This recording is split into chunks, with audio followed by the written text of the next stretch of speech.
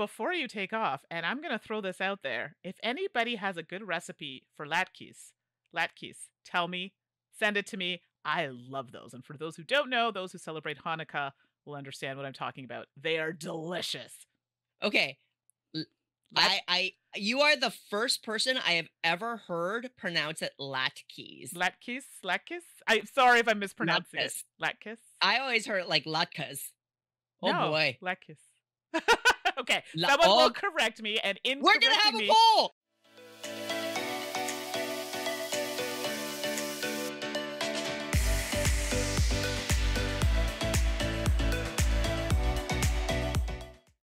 It's time for the Sultan Sass podcast, when we share our love for the wonderful world of board games with you, whether you are a gaming veteran or just starting your tabletop journey. Welcome to episode 8. I'm Suzanne. And I'm Mandi. And we are back. It's close to the end of the year, folks. Hey-oh, this is our last episode before Hanukkah hasn't started yet and Christmas hasn't started yet. But we are hot and heavy in the holiday season. Wait, we missed a holiday in my backyard. We did? Yeah, there's, I think, Kwanzaa's this time of year. When is Kwanzaa? I don't actually know the actual dates of Kwanzaa. I don't celebrate it, and I don't know the exact dates, but I do know it's around the holiday, like this holiday type, forward the other kind of like Christmas, Hanukkah, and I'm pretty sure Kwanzaa's in the mix, because I just did a work party, and I had to I wanted to make it more inclusive, so I threw in some questions, and I believe it is around this time. It's December 26th. So, okay. yeah, it starts December 26th. There you go. Is that Boxing Day? Is. What is Boxing Day? Okay, I should know this. So Boxing Day is something we have here, but I feel people are just like, oh, it's a day off. But I think in the UK, and I might be wrong if it's the UK specifically, they celebrate it. And I don't know if it has to do with workers having this specific type of day. This is terrible. I should know this. Sorry. But yes, it is a day that we have off after Christmas. Sorry. Anyway, we are not holiday experts, clearly. I am not. Folks, if you are not tired of listening to Mandi and me here, hey-oh, we were invited, and just such an honor to be included on Science Friday, which is a podcast that airs on Friday, dedicated to the wonderful world of science, hosted by Dee Peterschmidt, which is on NPR. And Mandi and I were invited to talk about science fiction games, along with a few other wonderful people on that show. And so you can listen to us on an episode of Science Friday on NPR. Amazing. It was just really, really cool and really, really fun. And so glad to be included in that. So, hey-oh, if you want to hear our science fiction, Mandi's favorite type of game, you can go listen to that. Now, I know there were a lot of comments like, what? Mandi, science? Okay, I like science. Sci-fi, it's a little trickier for me, but I think I found 3 good ones that people will enjoy or be like, oh yeah, I see Mandi liking that. You did great.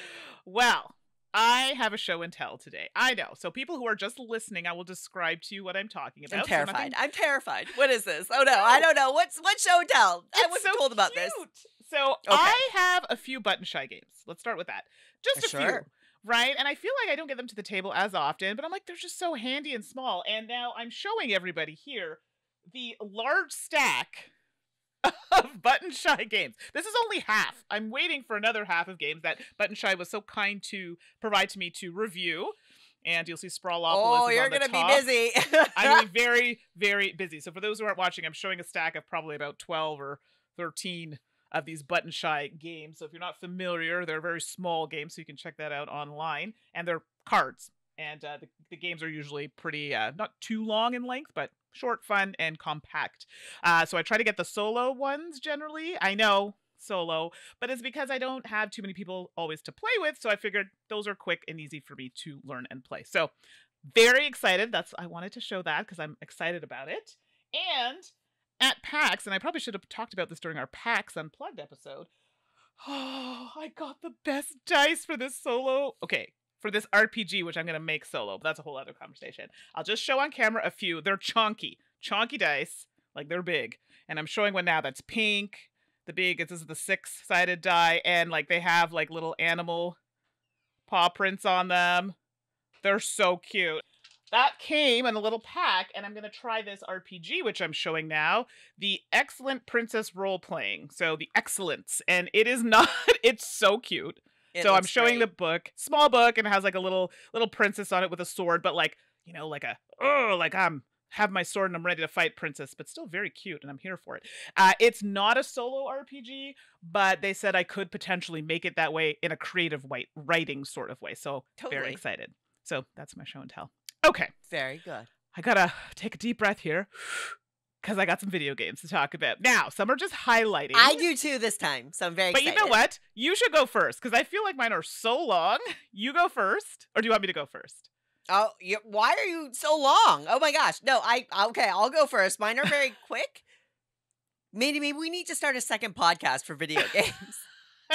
I think people have told me they're enjoying our little snippet here, so we'll see how it goes. But yeah, just a little snippet of video games. Okay, so my little snippets. I've been playing 2 games. So first up, Okay. Lil Gator, Lil Gator, and basically it's a small indie game. It's relatively quick, but it is a cross between Breath of the Wild and Okay. Animal Crossing. It's adorable and Interesting. really enjoying it. It's like you play this little gator trying to maintain your relationship with your big sister who's gone off to school, is always busy studying. So you're like creating little paper adventures for it. It's adorable. So Little Gator, Breath of the Wild, Animal Crossing, if that kind of piques your interest, we've really been enjoying that one. And then the other big one, the big one that we are just, and by we I mean my kiddo and I, Yeah. Ship of Fools. This is a roguelike fighting game. We are playing it couch co-op in which you go out on a boat and you are just battling enemies as you go, but it feels similar to games like similar to Slay the Spire. You go through 3 Okay. progressive levels. And similar to Hades, you're just going all around and fighting the heck out of these things. Because you're couch co-oping, there's sides of the ship you're taking, things like that. The art style is really fun and cool, and you get different boosts every game. You get some permanent boosts that you can earn as you go, things like that. We're just eating it up, just loving it. Mandy, I actually think you and I would really enjoy this one together too, quite frankly. I mean, so the title is for us, Ship of Fools. hey-o. So yeah, Ship of Fools really been enjoying that one too. All right, go for it, Mandy. No, that's on Nintendo Switch? No, I've been playing that on Xbox. Oh, on Xbox. Oh gosh. I gotta That's get why I'm back like in. you and me, babe. Yeah, we can totally play it. Okay, so I'm here for this. And you mentioned Hades. And I don't know if you watched the Game Awards. I did. And Hades 2 is Oh my coming. gosh, I'm so excited. I'm surprised you didn't talk about that because I mean I love Hades, but you Well, I really haven't love played it. Hades. Yeah. Oh, no. Okay. So Hades 2. Look forward to playing that when it comes out. Okay, so mine's not too long actually. I started playing Stray on the PlayStation 5. You said it was long. I mean it's not that long. Okay, maybe Oh my it's long. I gosh, don't know. ADHD girl. Yeah, and this is gonna be a podcast. Let me tell you. So I started playing Stray finally. I'm actually I think like level 7, I think out of 12, and on PlayStation 5, and I think it's so cute. And now I understand what people are talking about. Like you are kind of the cat, but in this world you're trying to help them be free, and that's as much as I want to give away because somebody may not have played it. And I'm loving it. I think I'm really loving the fact that it encourages you to meow. So you press a button and it'll tell you to meow and meow. And the whole controller vibrates. And sorry, there's a fluff flying right in front of me. I look like a cat trying to get it. Okay. Ooh, there we go. So it meows and the controller vibrates. You can hear it through the controller. So it's actually, I have to say, not a huge fan of the PlayStation controller. Loving it with this game. So far with Stray. Very nice. I'll let you know when I finish it and how I feel about it, but so far so good. I also started playing a game on Xbox called Lapin, which is like rabbit in French. So I don't know if it's supposed to be pronounced like that in French, but I mean, for those who don't speak French. Because it's a game about a rabbit, so I'm sure that It is. it's So- intended that way. I'm hoping, but yes, Lapin is rabbit in French, so that's what it is. Lapin, and this is on Xbox, and it's like a narrative, cozy type game, so it has a bit of a story. And it started with this little rabbit, and they're like in the mines and going up to the top of the surface, and there's like a bit of a story as like getting out of the mines, and I think they're trying to find a new home. So I'm excited. It looks very, very cute. So just started. Keep you posted on that one. And finally, I've gotten back into Destiny. Oh, so Destiny, I don't think it was free to play because I had it started playing it on Xbox and included everything. It's no longer on Xbox Game Pass, so I ended up having to buy the expansions because it's free to play, but then you have to buy the expansions or seasons passes and things like that. And I swore I was just gonna, just play the free to play. Of course not. I bought the season pass and I'm playing the Witch Queen campaign with my brother and a friend. And I just love Destiny 2. I'm not a shooter, like first person shooter type person, but I gotta tell you, Destiny 2, you level up really quick. Your outfits, you can jazz them up. The guns that you get are really cool. Not that I'm encouraging gun use, but in this game, it's cool. And it's a lot of fun. So anybody who plays Destiny 2, I would love to hear your stories. If you have any tips for me, I'm a bow and arrow kind of girl, so I'm pushing that for this Go of Destiny. So that's all I have on the table right now, but I'll keep you posted about Stray and Lapin when I get a little further into the game. Cool. Well, normally we would be talking about crowdfunding campaigns, but the reality is this time of year, most board game companies aren't really working to crowdfund because crowdfunding doesn't get any action right now. Everybody's doing holiday shopping and things like that. It's the end of the year. So let's just skip crowdfunding, Mandy. Psh, who needs it? Let's just talk about some of the games we've been playing, eh? Yeah, I like that. Very Canadian. You're such a bad influence. Speaking of bad influences, Mandy gave me all these treats. Last time I talked about butter tarts. Mandy, where have you been hiding Mr. Big Bars? Because you snuck one of those into my little care package. Oh my gosh, I love this candy. This candy. Now I'm angry because I ate it all and I can't get more. How am I going to get more Mr. Bigs? I need these candy bars in my life, Mandy. What have you done to me? I mean, I can send them. And it's funny because Mr. Big is one of my favorites, but I don't think about it because it's something that we can get here, no problem. We don't have it. We don't have it. Well, for those who don't know what Mr. Big is, it's a chocolate bar that has like nuts in it. And then it has like a kind of, not a wafer, but it's like a wafer kind of thing in the middle with some caramel. And I know people have mentioned similar type chocolate bars where they're from. But it's pretty good. Like, it's not too gooey. It's not too dry. It's like right in between with some nice flavor. And I'm not a big chocolate person, but I do like Mr. Big. Yeah, it's real good. Did I only give you one? I'm so sorry. Yes, you only gave me one. Now it's a big one. Okay. Mr. Big. But that was like the Mr. Big. Sister, I'm going to need some more of those. Mr. Big. All right, anyway. Games. Mandy, you go first. Okay. So, first game, don't say anything, just kind of giggle to yourself. But it's a solo-only game. I'll give a moment of silence so you can laugh. Oh, Mandy's not a solo gamer the same way that she doesn't like space games. Okay, yeah, well, save your laughter for the next game after that. Chris, yeah, exactly. I peeked. Anyway, go ahead. Cristallo is one I tried, and this is designed by Liberty Kiefer. And art is also by Liberty Kiefer, and it's published by Deepwater Games. It is a solo game, so one player plays in 20 to 30 minutes, and it costs about $18 Canadian. I believe it's around the same price. So it's classified as a solo puzzle abstract card game, and it has a fantasy theme. So in the game, you have these, I don't know if they're like animals or creatures, I guess they're calling them, and there are dragons, and you're trying to get to take out the dragons at the end.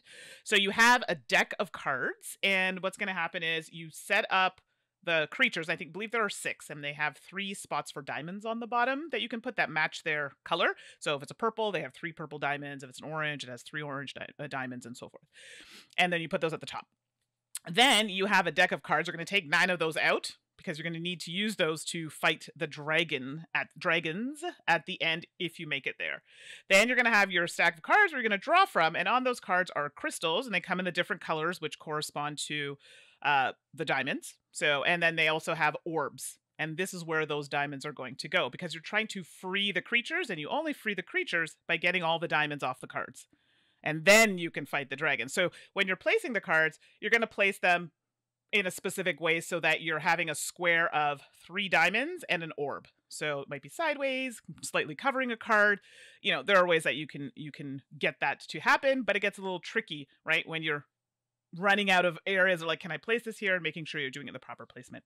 So if you manage to not run your deck and get all the diamonds off, and there are treasures and stuff you can get in the game as well, then the dragons come out, and they have 1 of each color diamond on them, and you're going to use those 9 cards you put aside in addition to any other cards you had remaining in your deck to try and get diamonds onto the dragon. So you clear off the game and then you start with those cards for the dragon, and they're all face up, and then you get to kind of put them how you want to get those diamonds on the orbs and then also on the dragon. So the game ends when either that happens, I was one diamond short. But I had a good time with this. So the game ends, like, obviously in that case, if you can get the dragon or not get the dragon, or maybe you don't even get to the dragon at all, which happened to me in my first play because I ran out of cards. So that's a no-no. It's one of those games I like because I do like puzzle type games. I'm not having to manage a ton. And I know it's weird because I like to play really heavy games, but I like to play those games with people. I find when it's solo, it just feels like pressure, and then I get stressed, and it's just not a game for someone who has ADHD. It's a lot. And don't get me wrong, not to say that we can't do it. Just for my specific ADHD brain, it's just, I get frustrated. So I'm just like, no. And then I find myself reading rules incorrectly and stuff. And I was just like, no, I'll just do this with my friends. This type of game was pretty straightforward, frustrating with the card maneuvering, but in a good way. So I worried that it might be one of those games you play for a while, then you get bored of it. Do you know what I mean? And that is a potential that might happen where you play it a lot. You're like, okay, I've seen what I needed to see. This is a game that might benefit from an expansion or something later or something else that's added to it. But for right now, for what it is, I enjoyed my time with it. Might even do a stream of it. Look at that, because it was just nice. You know, I like the feeling of it, and I like the way it tickled my brain a little bit. So Cristallo was a very nice solo game for me and played in a short amount of time. Excellent. Well, a game I played solo, but also multiplayer. Joan of Arc, the Orleans Draw and Write game. What? How come you never told me about this? Suzanne, you're slipping.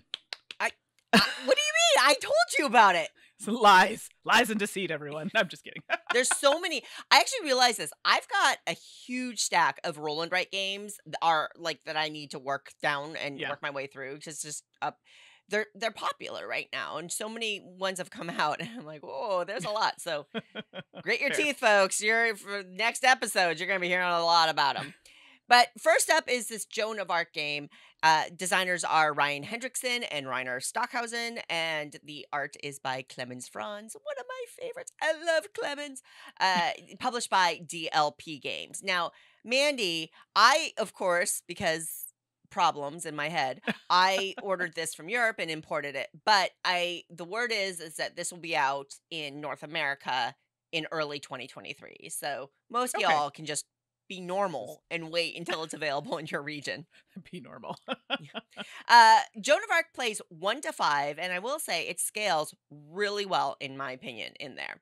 And of course, Orleans is well known for being a heavier Euro style game with bag building. What that means is that, it's a very strategic game, and you get a bag of tokens. That tokens represent different characters, and those characters have different abilities, right? So instead of rolling dice or drawing cards, you are pulling tokens out of the bag to play this heavier Euro style game in Orleans. Well, they've brought that bag system to some degree into the draw and write game, and they call it draw and write because you are drawing tokens out of the bag. Little wordplay there. How clever. Draw and write. Get it, Mandi? Get it? So, whatever. And I really like Orleans, and I like that game Altiplano, which is similar in that thing. So it was interesting to see how they're going to bring it here. So in Joan of Arc, you're going to get a big player sheet, and there are and a bag of tokens, and that's the base game. There are some cards for buildings that are optional that you can play with as well. And on a turn, you're going to pull out a certain number of tokens depending on player count, and then draft the tokens. So the first player will pick a token and take the action. The next player will pick one from the remaining, etc., until that is done, and then you just draw more and keep on going until the bag's empty, cycle the bag, and you play a certain amount of rounds depending on the number of players. Game's over, high score wins. Very standard stuff. So each of the 5 or 6 types of tokens have an ability that they can do, and each token can be used for its main ability, or in this special area, or to activate a building if you've purchased a building. And on the sheet, there's all these different areas where, they're kind of tied to the different things. So there's an area where you can collect coins, and you want to collect coins because if you finish rows and columns, you can get bonuses, but also you need coins to build buildings. And then there's a goods area where you can earn different kinds of goods that are very thematically tied to Orleans there, wheat, glass, that kind of thing. And you want to do that because if you finish rows and columns, you're going to get bonuses. And then there's a big map on the right side of the sheet, which again ties very thematically to Orleans, where you can connect different towns and sometimes you can circle towns. And you want to do that because, hey, points at the end of the game, and so on and so forth. And one of the things that one of my groups that I played with said is that they were impressed with how much this game felt like Orleans. It really was evocative, both in art style and in the drawing of the tokens and just the general feel. So for them to take a huge game like Orleans and then distill it down or keep enough of the essence of the game so that Joan of Arc feels like it. Right. Very impressive accomplishment. Cool. And really that's the basic of the game. Now, the biggest strategic thing in this is that there is a huge element of first there. So basically in a number of these areas, there are extra bonuses, and the first person to achieve that gets it, and everybody else is knocked out of it. You can never get it. There are areas that when a person gets it first, they'll kill the whole area for every other player, which works from a gameplay point of view, and it adds a lot of pressure. It also makes you pay a lot of attention to what your opponents are doing around you. So I think that it works mechanically, but boy, oh boy, it definitely impacts your kind of how the game plays out and where you might want to focus your energies. And after I played a big multiplayer game, I played a 2-player game, and for sure it was a little softer on that because you had fewer people that were racing to different elements, but it still came into play. So I found that very interesting, and it's probably it's just something to mention. It's not a positive or a negative, but if you don't know that going into it, the first play, it's going to take you by surprise. You're going to be like, oh, okay, that's how it's going. And then it gets antagonistic, which is, always fun for me. Ruh-roh. In fact, I've also played this. So I played this game at 1, 2, and 4. And I also have played it solo a few times now. And the solo is very smooth. You get a little deck of cards, and it's clever. There's graphics on both sides, and you flip it over, and there's a token order with special actions, and then the back of the card tells you whether you go down for token priority or up for token priority. So it's a really nice way of randomizing, but keeping it simple. So the solo game, Mandi, once you've played multiplayer, the solo game is really easy to pick up on and very, very smooth. I was pretty impressed with that. I like it. But part of that also has you racing Joan, the AI, the Automa, Automa. Okay, how do you say that word? I guess I say Automa, but then I realized maybe I'm saying it wrong. Maybe it should be Automa. I think I say it like that, but I Atome? don't think that's right the way I say Automa. it. Okay. Atome. I don't know. How do... Let's ask.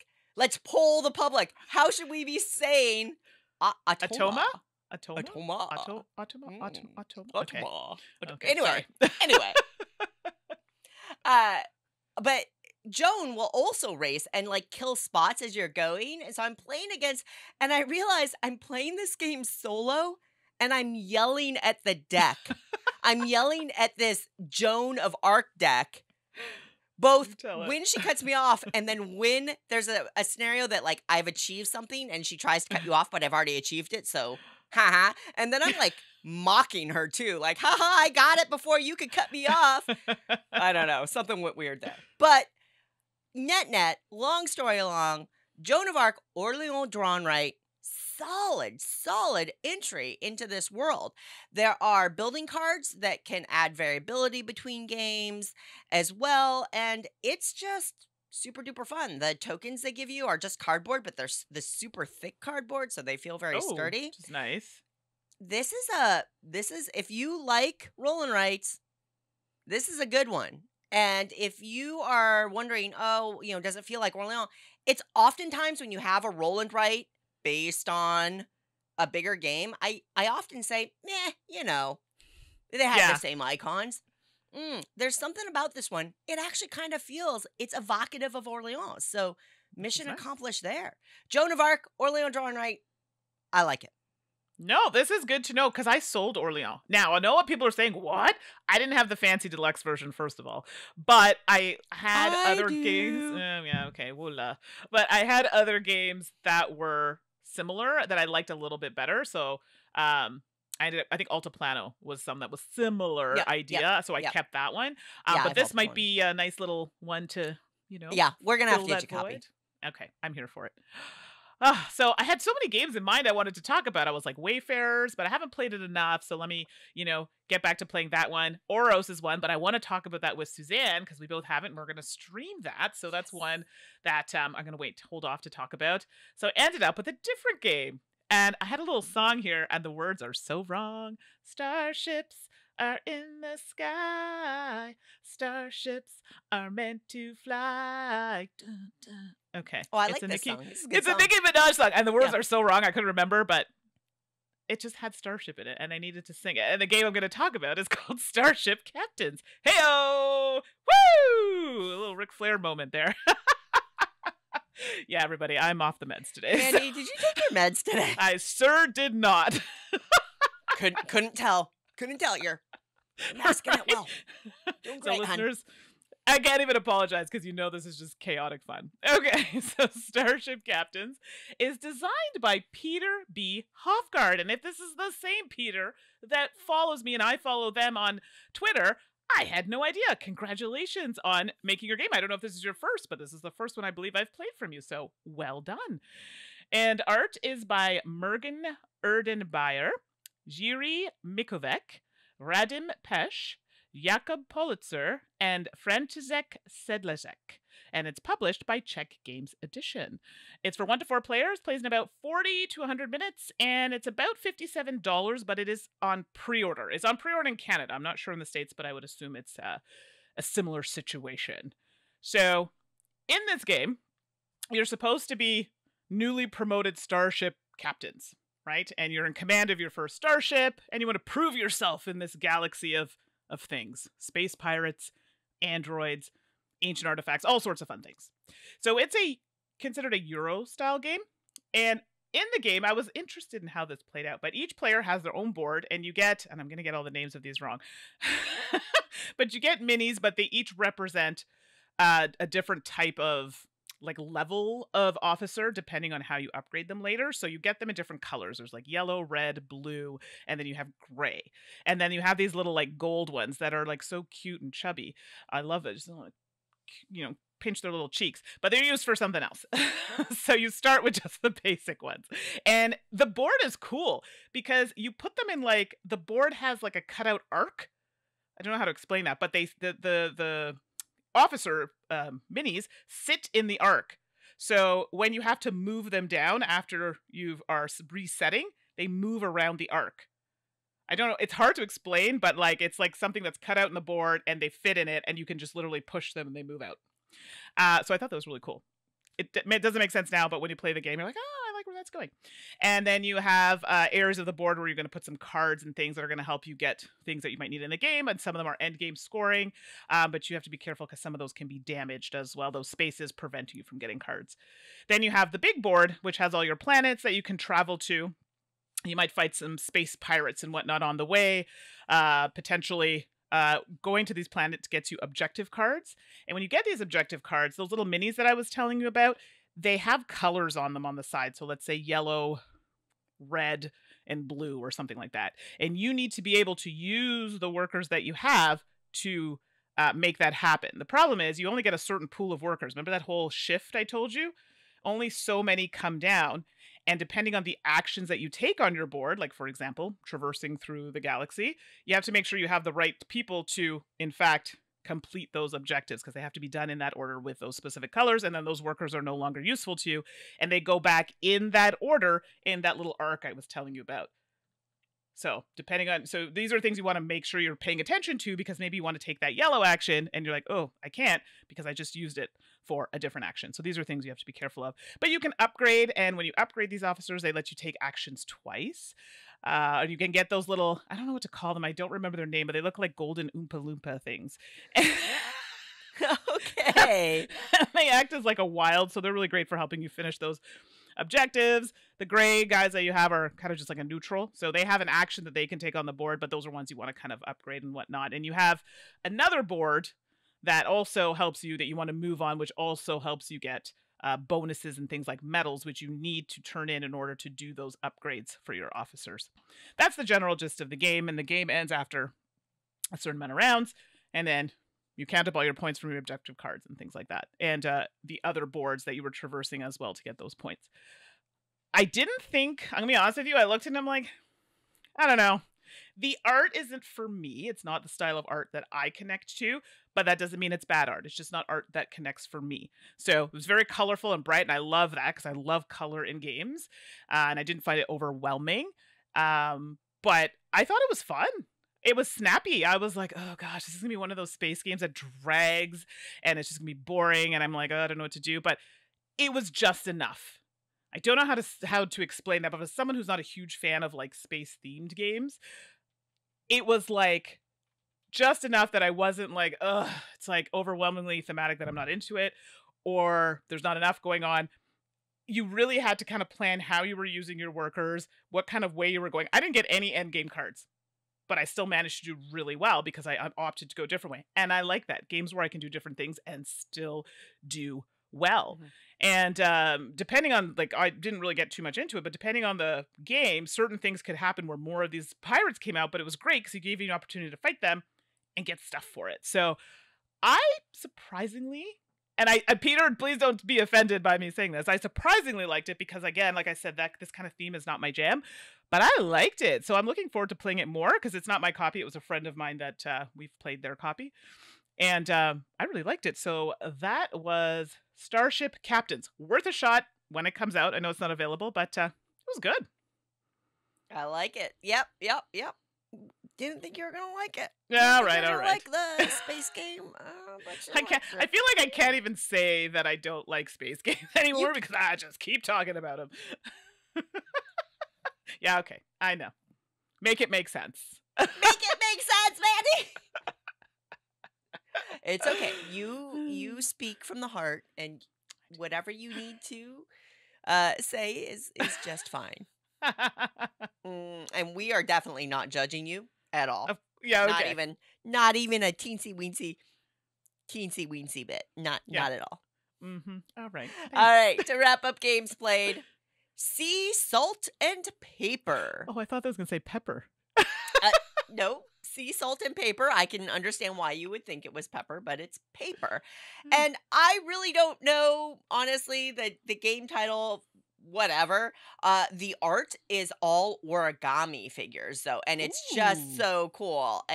Like, the origami art is really, really fun. It's got all sorts of fish and seashells and little sailors and lighthouses. The art is great. I love it. But anyway, I don't know why they decided to do that.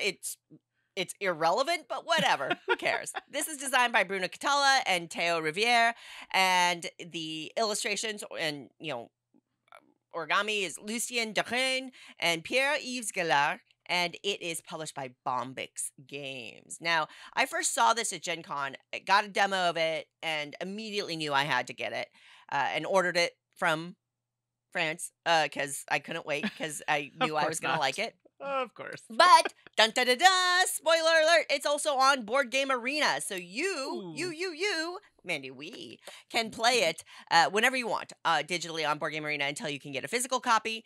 This is a card set collection game. So it's got all the, fish, crabs, boats, penguins, whatever, octopus, octopods. And basically you're just going to be getting cards and trying to score points with them. Bob's your uncle.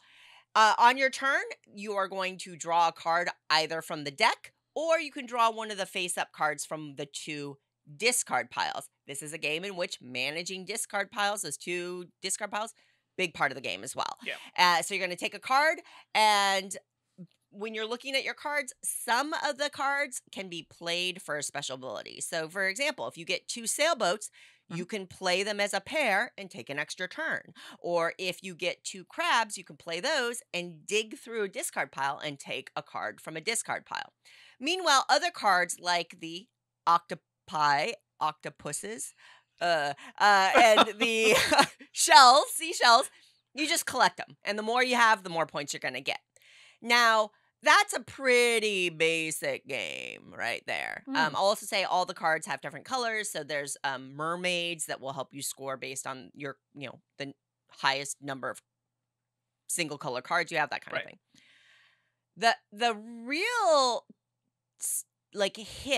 the real hook to me in this game is when you have 7 points worth of cards in your hand or played in front of you, because when you play that pair, it still counts.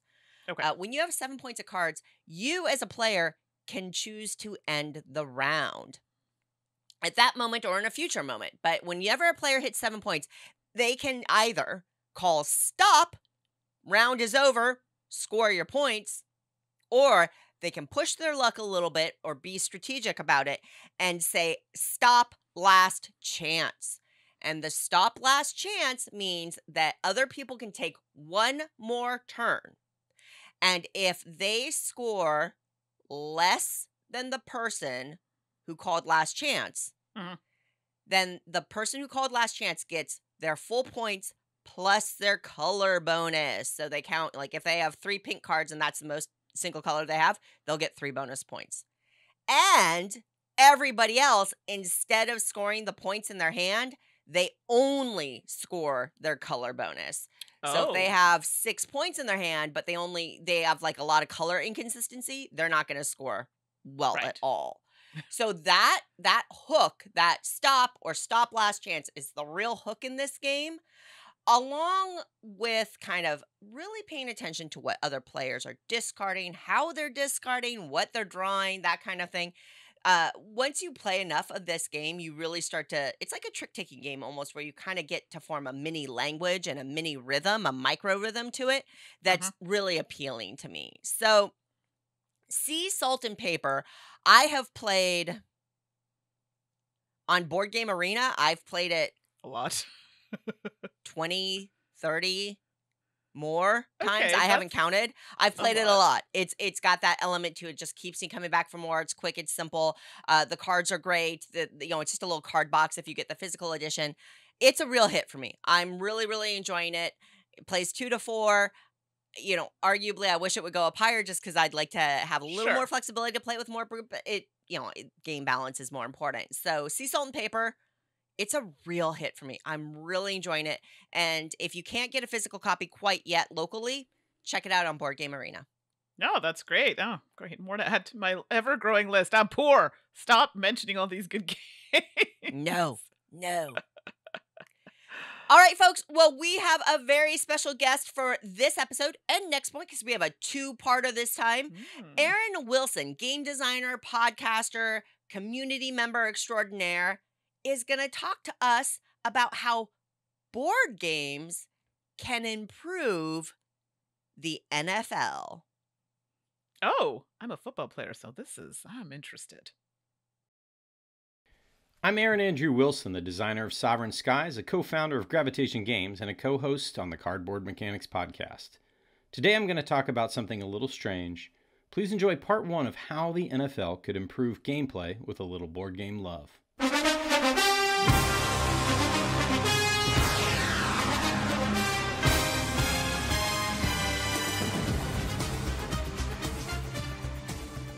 I think unlike a lot of board gamers, I not only love games, but I also watch sports, or as many gamers might say, sports ball.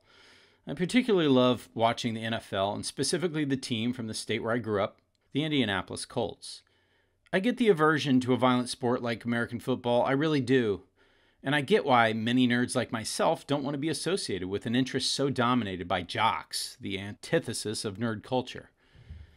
But I'm drawn to the game, to the action, the mechanics, the tension, and the drama that makes all game experience so desirable. 80% of getting into something is deeply knowing that thing. And before I designed board games, I got to know football and all of its incredibly strange rules and interesting takes on analytics and statistics, and ultimately through understanding board games really started to appreciate the foundational mechanics of dexterity and pusher luck in American football. I began to wonder what other board game mechanisms could help the game of football.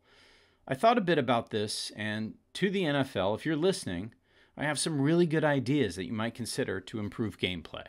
While the suggestions I'm about to list will most likely never be considered by the NFL, it's not outside the realm of possibility. Because quite unlike a finished board game product, the NFL product is ever changing, ever playtesting, and always tweaking rules to enhance the product for national consumption.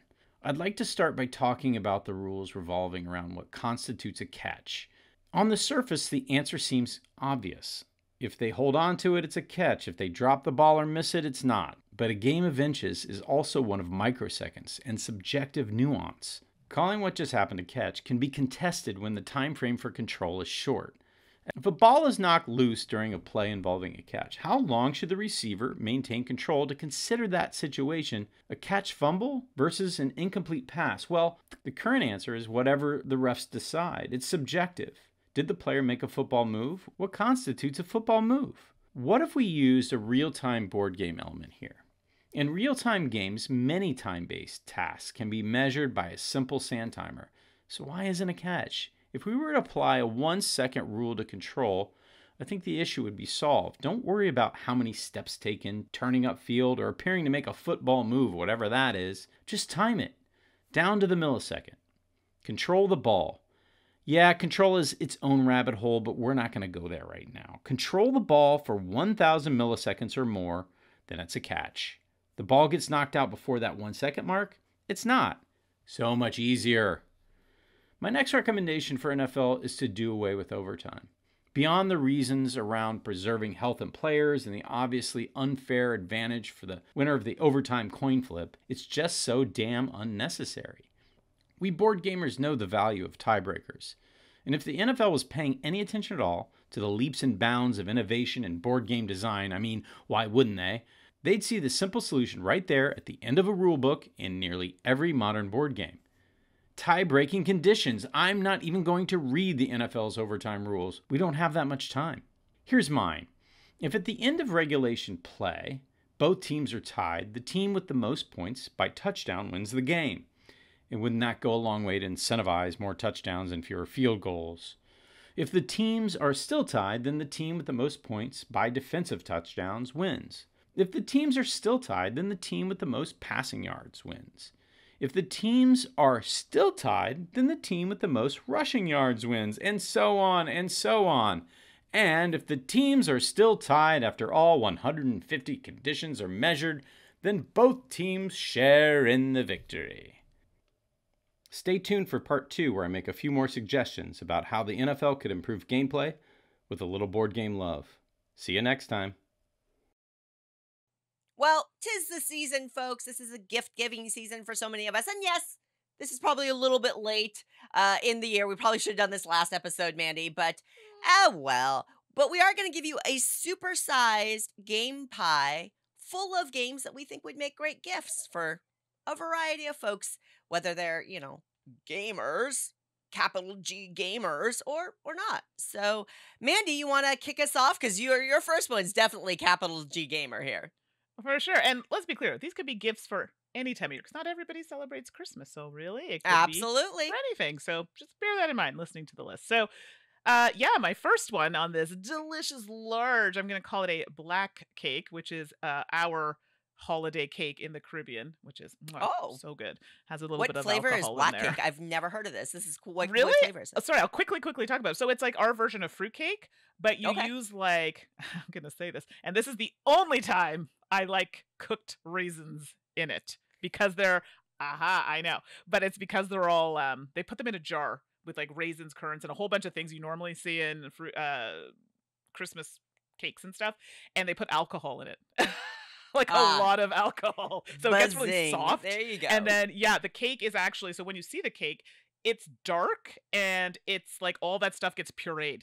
So you don't got it. It makes a actually real see dark the cake. chunks of it in there, which is Got why it. I like it.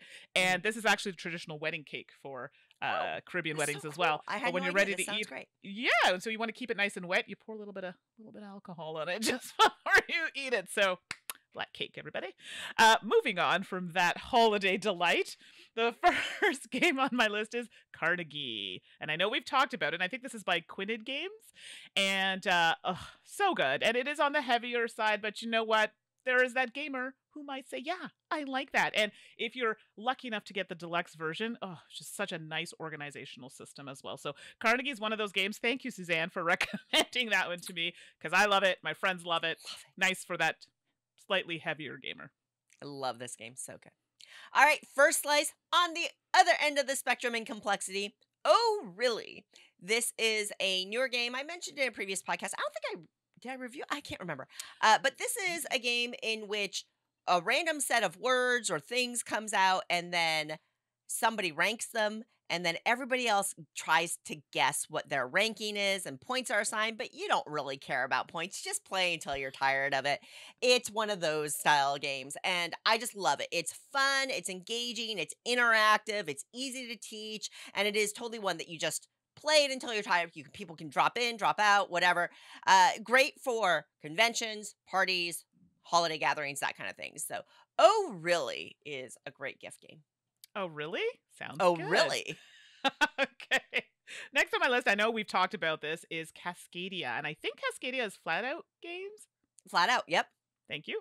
Flat Out Games. And this one's nice. I mean, I love games with animals in them, and this has like very nature-esque theming to it. So, especially when you're having to choose specific types of tiles to get those runs in those areas or terrains you've created. And I've played it with friends who are gamers, who are not gamers, and everybody has just said how much they love this game. So I think there's a reason why it's so popular, and one that and a Spiel des Jahres winner now. Oh, that's right. I forgot. Yes, absolutely correct. And it's just one of those ones that it's not super light, but it isn't super heavy. So it's just like that nice, comfortable spot where anybody can play. So Cascadia for me, very nice. Great choice. Next slice of gift pie for me is The Initiative. This is designed by Korda Knitska, who is really well known for their work at Fantasy Flight Games, but they started their own group called Unexpected Games. Here we go with The Initiative. It is a really puzzly game, and it's kind of a it's cooperative, it's deduction, it's hidden movement, and it's just really, really clever and really, really fun. It's got this cool little hidden message widget that you get to use as well. Definitely great for a group to play together. And, I think The Initiative is a great example of a game that helped me progress from my I don't care for cooperative games to no, Right. actually, I really do like mini cooperative games. So The Initiative, a great game for you to play together as a gift. Okay, I don't know this one, I don't think. I feel you've talked about it, but I don't remember it. Yeah, So I'll have it's to take a look real at this good. one. Well, one on my list that's new, I actually just got it not too long ago, and I've played it solo, but it does play with group, is Lands of Galzir. And I believe this is Snowdale Designs. Mhm. And they also did Dale of Merchants, which is one of my favorite games. I love it so much. And it uses like similar type of art with those animals, which are so cute.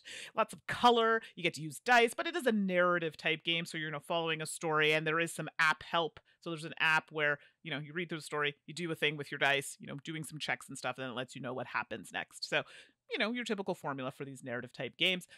But the art is just there for me as well as those stories. So Lands of Galzir, if you haven't tried it, it is newer, might be harder to get. You might have to order direct if it sounds interesting to you, but very nice. And I just love those types of games. Awesome choice. My next slice of gift pie, Kids Chronicles. For that kiddo in your life that you want to play a game with, Kids Chronicles is the youth-oriented Mhm. version of like Chronicles of Crime from Lucky Duck. And I think what is it? What is Lucky Duck's junior label? I forget now, darn I it. don't remember. But, I'm so sorry.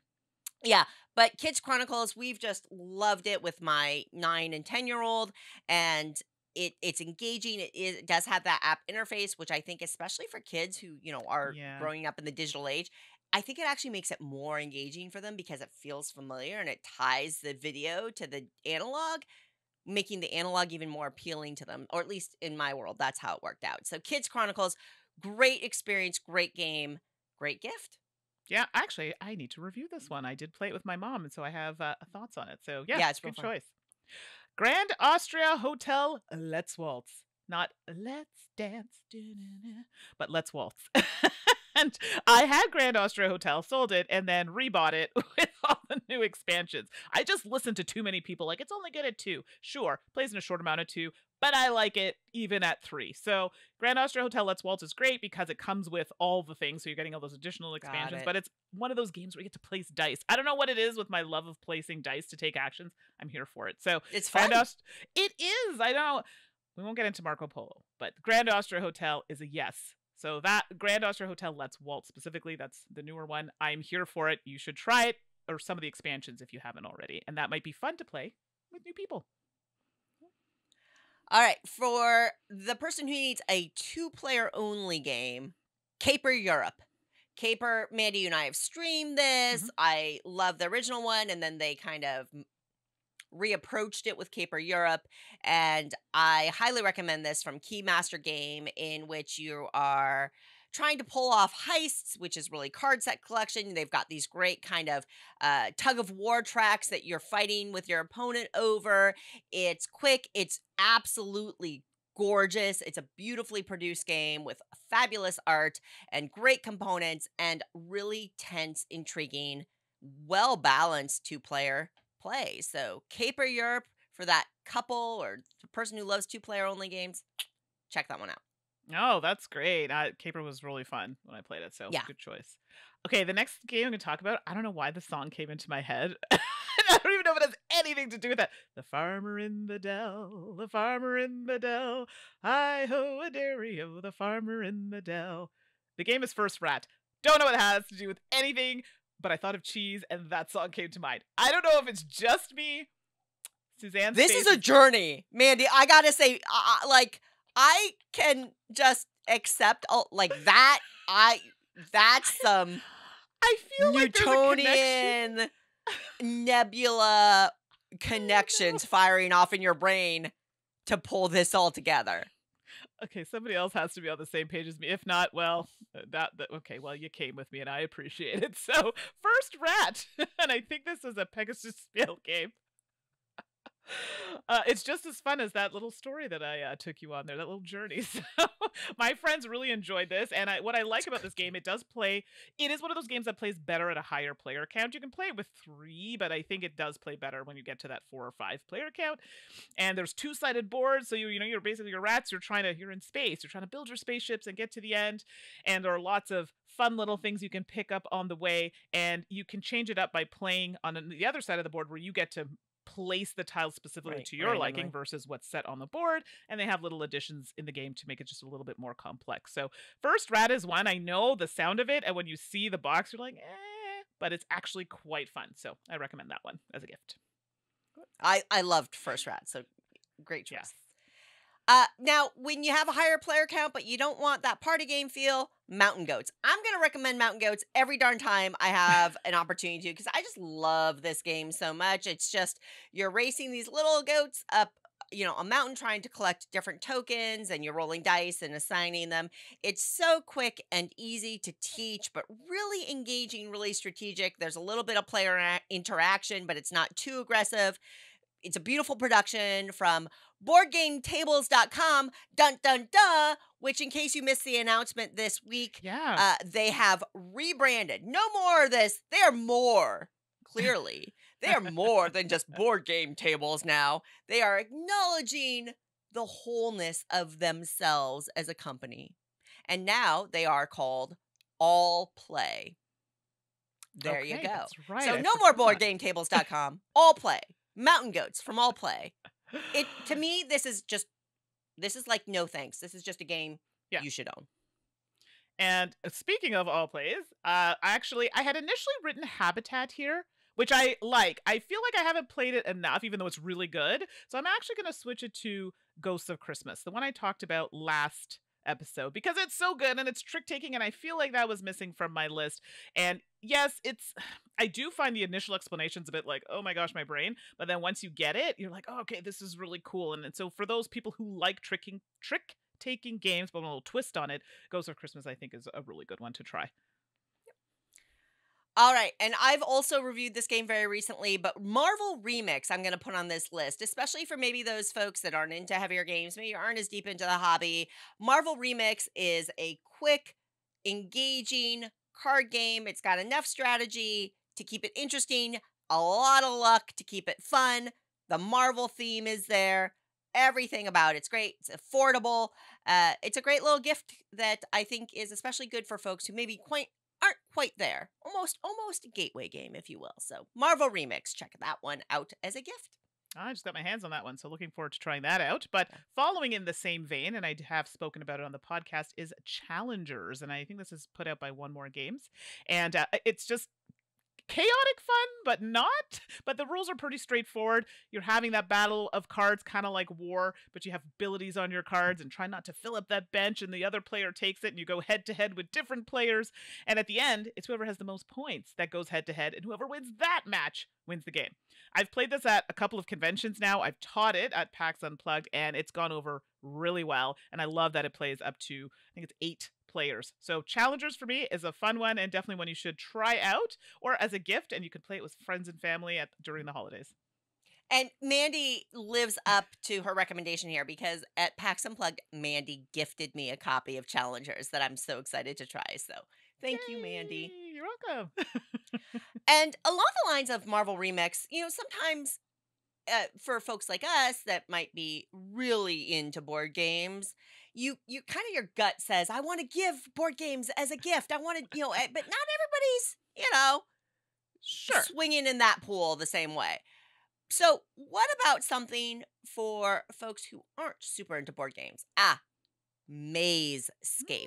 So if you've got a friend not quite into board games, a family member not quite there in terms of, heavy strategic games or even party games, things like that, but maybe they really like puzzles, like jigsaw puzzles or something, check out Mazescape. This is where you get a big folding map, but it's actually a giant maze, and you get like a little wooden stylus that you get to trace your path. Ooh. But as you go, right, you're skipping, and like things will unlock, and you jump from location to location. You're folding the map open. It's just bananas. It can be really, really challenging, and it's super duper fun. You can do it cooperatively where you're working together, or it's just somebody sits down and enjoys it on their own. But Mazescape, really fun activities. And definitely a great idea as a gift. It's small, it's affordable, and perfect for somebody who may not be super into board games. And it's bananas. Bananas. Had to do it. Good Sorry. God, Mandi, you are having a great day, and I'm eating it up. It's a thing today. So my last slice of pie is one that was recommended to me by Suzanne, actually, and that is Next Station London. So there's our flippin' right, I guess you would say, for my list. And I like it because it's one of those activities where you're kind of interacting, but it's more just you're using the same pencils. But I like color, and I love that I like the color association to the line that you're doing. And I know that sounds really silly, but for someone like me, it just makes things a lot easier. So instead of the pencil crayons that come with it, and I think this is a blue-orange game, I actually swapped it out for erasable markers. Oh, so, sure. Yeah. Just because I make a lot of mistakes. So Next Station London, I feel you can play with someone who's maybe newer to gaming, or, you're just everyday peoples like us, or, those crazy expert gamers. That's okay too. So all the peoples. Next Station London. Excellent choice. And honestly, we did not plan this, but I didn't realize my last slice of game pie here is by the same designer. So, is it really? Go figure. Yeah. So my last slice of pie here is Voyages. It is a roll and write game because, of course, no list can be complete without at least one roll and write game. But of course, I really like Voyages for a variety of reasons. One, it's an excellent roll and write game. Two, it is from Postmark Games, which specializes in downloadable print-at-home content. Yeah, let's face it, sometimes money can be a little bit tight. Board games are an expensive kind of luxury hobby. And here comes somebody like Postmark who is working to make awesome games affordable. So if you're looking for a board game gift that you can spread the love with, buy them a copy of Voyages. It's literally like $5 to get a ton of sheets. You provide your own dice or whatever. You could buy it and print it for somebody, package it with some special dice on your own and make a really lovely gift that way. Or you could just send them the digital files and they can play it on their phone or however they want to. But Voyages, a great roll and write game and a great, very, very affordable board game gift. So that's why it's on our gift game pie. I need to get this played. Oh my gosh, so many print and plays I need to do. This one's real good. Yeah, maybe let's stream this one because it's super fun and it's play along, right? We could stream it and then folks at home can play along, and it's super fun that way. I like it. I like it a lot. Awesome. I think that's a lot of games. That's a lot of good gift games and a nice variety there, Mandy. You had you leaned a little heavier, and I really like that. Sure. I have to admit, I have not gotten Grand Austria Hotel to the table in years. So I it might had need been a a while for refresher. me too. It'd been a while for me too until I sold it and then backed it. So it was a while. But before we take off, and I guess maybe we're going to talk about it later, but did we ever talk about the results of the raisins debate? The Great Raisin Debate. The Great Raisin Debate. So who won? Come on, I need to know. Well, folks, so if you listened to our last episode, you will know that we had a very, very big argument where we were fighting about raisins. And Mandy, what is your stance on raisins and baked goods? Raisins alone, great. Raisins generally in baked goods, not so great. For me, not so great. And I'm very pro raisin and baked goods. I love it. Oatmeal raisin cookies, fruit cake, whatever. Throw it in there. I don't care. Like raisin apple pie, great. Love it. So, we had to go to y'all and ask. Yeah. So we posted on our Board Game Geek Guild under our episode thread, as well as on social media. And Mandy, I was shocked. I will say I was shocked by the results that oh no, a clear and fairly decisive majority of folks agree that raisins and baked goods are a good thing. And listen, as a baker, I know why. It gives, I really hate this word I'm about to say, but it gives moisture to the things that you're baking. Even when you're eating, my friend makes empanadas for me and they put raisins in it. I don't particularly enjoy raisins in it, but it's my friend's mom and I got to be respectful. And I have to say, it does taste delicious. I mean, I can eat her empanadas all day. I digress. I understand the reasoning for it, but just, I think it's a texture thing. But I have to say, I'm very disappointed in all of you. I'm kidding. Everyone has their own taste. I get it. It's okay because I'm very proud and impressed with all of you. I'm just kidding. It balances out. All right.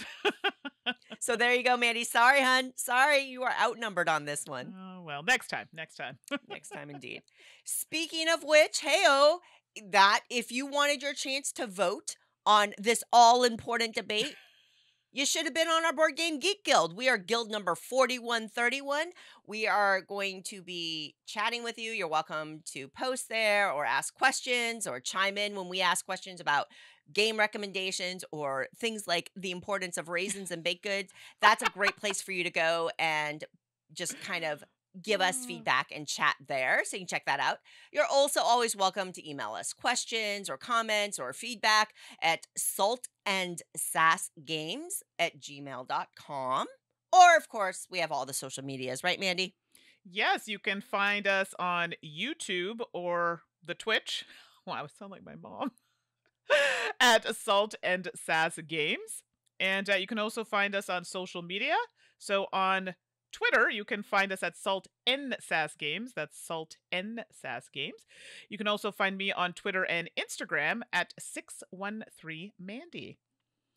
And you can find me on Twitter, Instagram, Mastodon, Post News, like every freaking new social media service that's coming up as 425 Suzanne. Oh, yes. And it's Mandy. Mandy with an I. Nailed it. As always, it is a pleasure and privilege to be part of your extended gaming family. Thank you so much for being here. If we have one more episode, I think, Mandy, before the end of the calendar year. Oh, yes. One more, but hey, if you are celebrating a holiday in the next few weeks from when you listen to this, I hope you have a great, safe, warm, full of delicious foods kind of holiday for sure. And if you don't celebrate, who cares? Have a drink, have a snack, treat yourself, take a rest, stay hydrated, and play a game out there. Before you take off, and I'm going to throw this out there, if anybody has a good recipe for latkes, tell me, send it to me. I love those. And for those who don't know, those who celebrate Hanukkah will understand what I'm talking about. They are delicious. Okay, You are the first person I have ever heard pronounce it latkes. Latkes? I'm sorry if I'm Latkes. mispronouncing it. Latkes? I always heard it like latkes. Oh boy. No, latkes. Okay, Oh. someone will correct me. And We're in gonna have a correcting poll! Folks, go to the Oh. Board Game Geek Guild, and this is gonna be a poll. How do you pronounce latkes? Okay, to all my Jewish friends and listeners, I am so sorry if I said that wrong.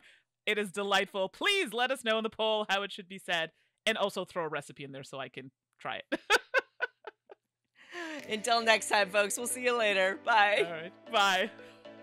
Promotional consideration has been provided by game publishers in the form of review copies of games. If you'd like to support the podcast, please check us out on coffee.com/Salt and Sass Games. Thank you for your support. Salt and Sass is produced with love by Suzanne and Mandi, and we'll be back next episode with more salt, more sass, and more games.